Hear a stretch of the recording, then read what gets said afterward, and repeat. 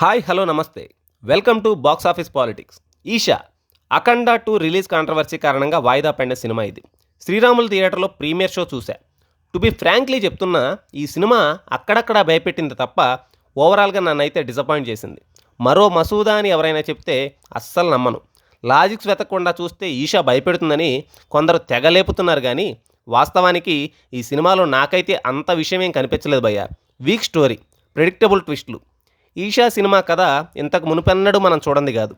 ఏదో ఒక సరికొత్త హారర్ స్టోరీ ప్రజెంట్ చేయబోతున్నారనే ఆశతో వెళ్ళాను. ఉసూరుమనిపించారు. ఒక చిన్న పాపను దెయ్యం గెటప్లో టీజర్ ట్రైలర్లో తెగ హైలైట్ చేశారుగా, ఆ పాపతో ఇంకెంత భయపెట్టారని క్యూరియస్గా వెళ్ళా థియేటర్కు. తీరా చూస్తే టీజర్ ట్రైలర్లో ఆ ఒక్క షాట్ తప్ప సినిమాలో ఏం లేదు. అంతా డొల్ల. ప్రేక్షకులను థియేటర్కి రప్పించడానికి వేసిన ట్రాపే ఆ సీన్. అంతకుమించి ఏం లేదు. సరే, చిన్న సినిమా కాబట్టి ఇలా చేశారులే అని సరిపెట్టుకుందామంటే ఎంతసేపు పాత చింతకాయ పచ్చడిలా చాలా హారర్ సినిమాల్లో చూసిన సన్నివేశాలనే మళ్ళీ చూపించారు తప్ప ఎక్కడ కొత్తదనం లేదు. నలుగురు చైల్డ్హుడ్ ఫ్రెండ్స్ అని చెప్తే సరిపోయేదానికి పాట ఎందుకో. సినిమా కోర్ పాయింట్లోకి ఎంతకీ వెళ్ళరే. అసలు కథ మొదలయ్యేసరికి ఫస్ట్ హాఫ్ అయిపోతుంది. సెకండ్ హాఫ్లో కూడా పసలేదు. క్లైమాక్స్ అయితే సిస్టర్స్ చుట్టూ నడిచే ఒక హారర్ సినిమాలో సిమిలర్ క్లైమాక్స్ చూసా. స్పాయిలర్ అంటారని ఆ సినిమా పేరు చెప్పడం లేదు.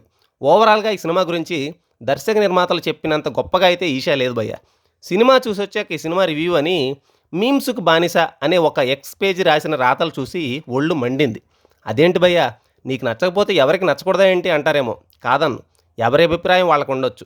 కొందరికి ఈ సినిమా నచ్చొచ్చు, నచ్చితే ఎందుకు నచ్చిందో చెప్పాలి, నచ్చకపోతే ఎందుకు నచ్చలేదో చెప్పాలి. అంతేగాని ఒక్కరే సినిమాకు అస్సలు వెళ్ళొద్దని అతిరాతలు రాయడం మాత్రం మరీ టూ మచ్.